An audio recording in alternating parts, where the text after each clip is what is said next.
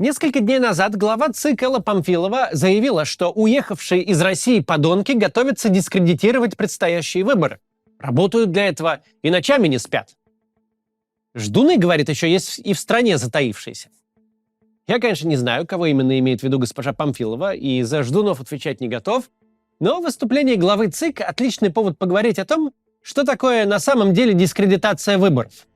И о том, почему систему так волнуют инициативы оппозиции относительно выборов. Давайте еще раз скажем, выборы – очень важная процедура для нашего режима. Раз в 6 лет пожилой автократ и его дряхляющий режим должны хлопнуться об пол, обратиться чем-нибудь помоложе и попривлекательнее и убедить граждан, что взаимную любовь между автократом и народом нужно продлить еще на 6 лет. Такой вот способ подзарядиться легитимностью. Это все сплошная магия, и не до конца понятно, как работает. Но до сих пор было так. Проводим выборы и получаем президента Путина, которого все слушаются. Однако в текущем избирательном цикле явно что-то идет не так. Система буквально не знает, как подступиться к выборам. Меньше 4 месяцев осталось, а кандидат не выдвинут, программа не представлена, избирательная кампания не началась. Если посмотреть, как эволюционировали избирательные кампании Путина, то можно увидеть, что поначалу он буквально побеждал нокаутом, как кандидат-харизматик. Потом начал выигрывать по очкам. Сколько-то наберет за счет харизматической легитимности, сколько-то за счет процедурной. Со временем избрание Путина перестало быть интригой, оно стало безальтернативным. В дело вступила традиционная легитимность. Всегда был и дальше будет. Но если очков для убедительной победы все равно не хватало, верный ЦИК мог и подшаманить с цифрами. Все радикально изменилось в этом избирательном цикле. Нам впервые, наверное, совсем нечего сказать о харизматической легитимности Путина.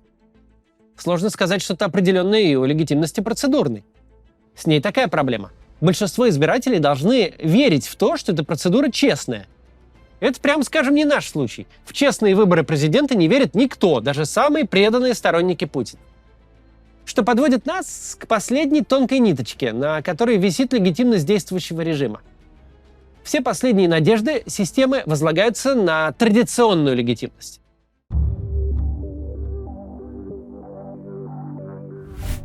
На всякий случай напомню. Российские выборы не имеют никакого отношения к выборам. Эта процедура не имеет отношения к политике, праву и рациональности. Она не предусматривает выдвижение независимых кандидатов, равных возможностей в избирательной кампании и честного подсчета голосов. Она нужна для единственной цели – сделать Путина президентом. В общем, это такой ритуал. По своей сути, он ближе к инициации персонажа в компьютерной игре, чем к конкурентному политическому процессу. Как герой в игре не переходит на следующий уровень без звукового эффекта и сияния, так и старый президент не может стать новым президентом без всех этих обрядовых действий – выдвижения, голосования, инаугурации. Здесь хочется пояснить, что легитимизация через ритуал вполне возможна и даже может быть вполне устойчивой. Все зависит от того, как глубоко общество верит в силу ритуала. Если верит, то все работает. Всегда так было. Испокон веку люди голосовали, чтобы Путин и дальше сидел в кресле. Старинная народная примета. Если Путин выдвинулся по осени, жди Путина президента по весне. Вот она, заведенная предками традиция. Сперва митинг в Олимпийском, Газманов споет. Потом случаются дебаты, но без Путина. И правильно, ему надо делом заниматься, а не языком чесать. Потом народу денег раздадут и еще больше пообещают. В назначенный день народ пойдет на участки, предъявит паспорт, получит бюллетень, зайдет в кабинку, задернет штору, поставит крестик ручкой, привязанной за веревочку, и пойдет к урне под камерами. Видите, вокруг наблюдателей и даже пресса. Опустит бюллетень в урну и пойдет домой. Ночью будет трансляция, у кого по телевизору, у кого в интернете, и Путин везде победит, а на утро объявит результат, ради которого все и затевалось. Победил Владимир Владимирович Путин. Электорат с облегчением выдохнет и пойдет дальше заниматься своими делами. Но в текущем избирательном цикле что-то не так даже с ритуалом. Дело в том, что для достижения нужного эффекта ритуал должен оставаться убедительным, торжественным, повторяющим заведенный порядок, словом, чин по чину. Да вы любого черного мага или заведующего ЗАГСом спросите, и вам скажут, ритуал должен быть впечатляющим, чтоб черные свечи горели и ворон каркал. Или чтоб белое платье, лимузин и фотки у вечного огня.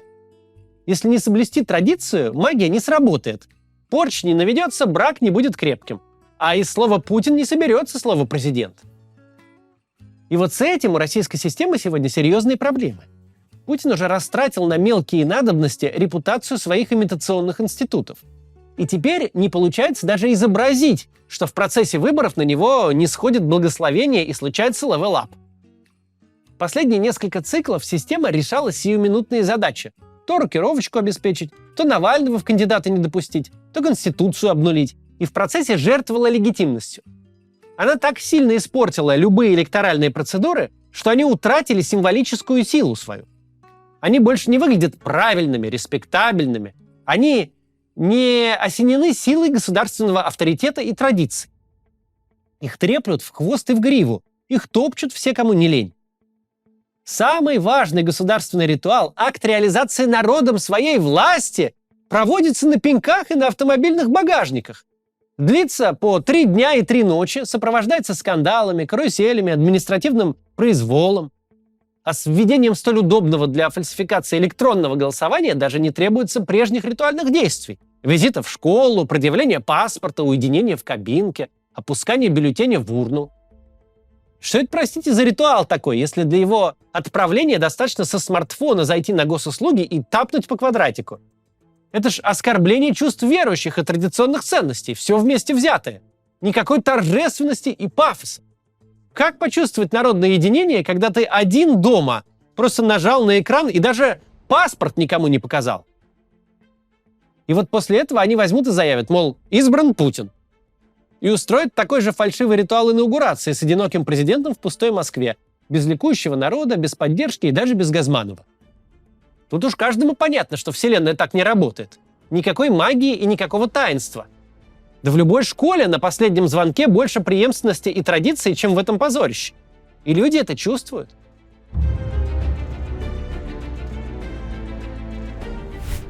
Насколько важны ритуалы и насколько в нашей системе они важнее самой процедуры, мы могли наблюдать в 2020 году.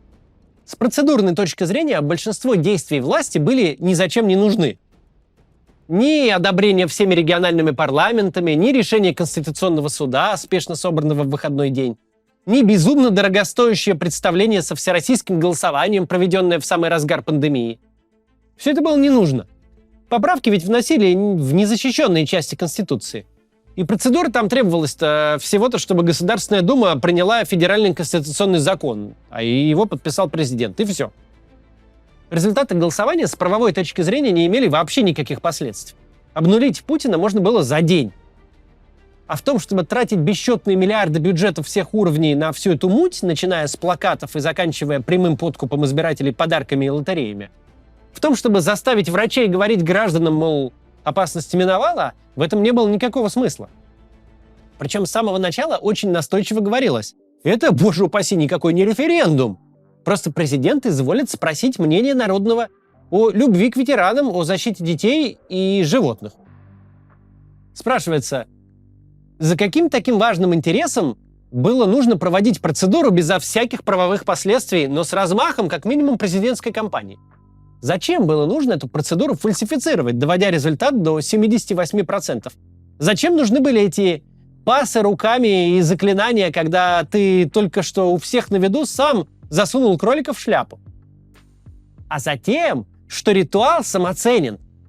Затем, что нельзя продлить сроки самому себе с помощью никем не избранных депутатов, которых ты сам и назначил. Не могут клоуны из Государственной Думы и Совфеда, никому и ничем, кроме вздорных заявлений неизвестные, быть проводниками твоей легитимности. Все понимают, что они твои миньоны.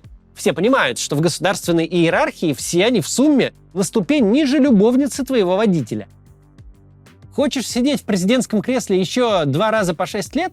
Значит, придется брать большой половник и самому зачерпывать народную любовь. Или иллюзию народной любви, это не так важно. Важно, что ритуал это все заполирует. Ты можешь провести большое, красивое, дорогое мероприятие. Все системы государства отработают на нем как нужно, а граждане как минимум молчаливо это примут. Не возмутятся тем, что под хвостом у голодающих собачек ты снова лезешь на трон. И тогда твоя элита увидит, что ты по-прежнему здесь главный. Но оборотная сторона медали в том, что пока ты получаешь свой профит, пока ты добиваешь легитимность для своей обнуленной конституции, с ритуала осыпается позолота. И на следующий раз ее может и не хватить.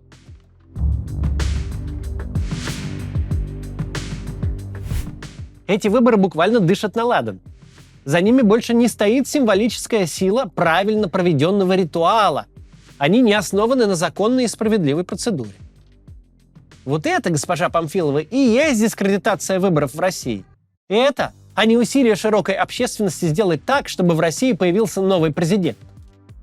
Элла Памфилова и Владимир Путин гораздо лучше нас знают, насколько ненадежно выстроенная ими система и как сложно будет преодолеть этот рубеж. Поэтому глава ЦИК заранее пытается найти виноватых в провале выборов, а Путин до сих пор откладывает объявление, что он идет на новый срок. Они знают, что эти выборы очень легко могут провалиться или просто не принести Владимиру Путину желаемой легитимности. До выборов еще почти 4 месяца, и случиться может всякое. Может случиться крупное поражение на фронте, еще один мятеж силовиков, наемников или элит. Цены на нефть могут упасть, а курс доллара вырасти. Много чего еще может случиться. Но даже при самой благоприятной обстановке те, кто полагается на традицию переизбирать Путина, увидят, что традиция больше не работает. Ритуал сломался. Это ведь только в хорошие времена можно пренебречь ритуалом, положившись на процедуру. А в плохие времена неправильный ритуал сразу указывает, почему в сезон не пошли дожди и кто в этом виноват. На примере автократов и диктаторов очень сложно понимать, как работает легитимность и как работает магия власти и ее утрат. Но есть примеры куда более приземленные. Все помнят потрясшую Голливуд историю МИТУ, когда стали вскрываться вопиющие факты злоупотребления служебными полномочиями и принуждения к сексу. Символом этой истории стал Харви Вайнштейн. Один из самых топовых голливудских продюсеров, мультимиллионер, приложивший руку к доброй четверти главных блокбастеров за четверть века. В момент скандала мало кто задавался вопросом, а зачем он делал то, что делал? Зачем зажимал по углам ведущих актрис и принуждал их к сексу? Ведь, будем честны, тысячи женщин пошли бы для Вайнштейна на что угодно, только бы оказаться пятой жертвой маньяка в проходном триллере. У людей такого уровня, как бы они ни выглядели, точно не может быть проблем с удовлетворением любых желаний. Зачем лезть туда, куда тебя не пускают? Ответ прост. Дело не в плотских утехах, а во власти. Каждым таким мерзким актом Вайнштейн демонстрировал всем – себе, индустрии и собственной жертве – какое место он занимает в этой табеле о рангах. Это на сцене театра Кодак она обладательница Оскара, а в его гостиничном номере будет делать, что сказано. Многие восприняли эту историю как историю о беспомощности и бесправии. Но стоит понимать, что жертвы Вайнштейна – актрисы с миллионными гонорарами. У них есть менеджеры, адвокаты, публичность.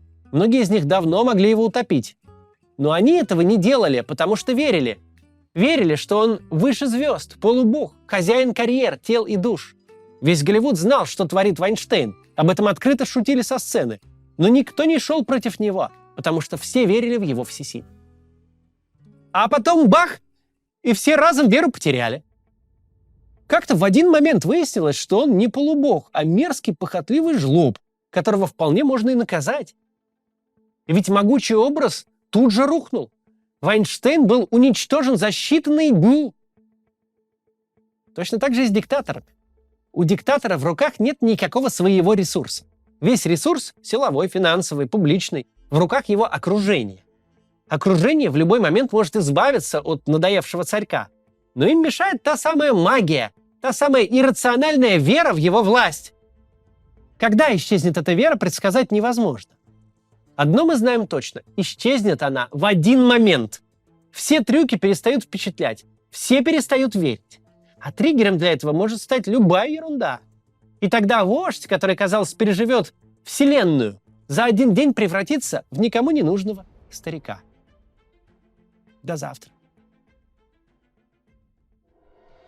Приглашаем вас на живые выступления Максима Каца. Вы сможете увидеть закулисную жизнь канала и запись ежедневного ролика. А во время общения с залом сможете задать свой вопрос Максиму. Амстердам, Вена, Тель-Авив, Цюрих, Париж, Рига и Милан. Билеты на сайте maximkatz.com.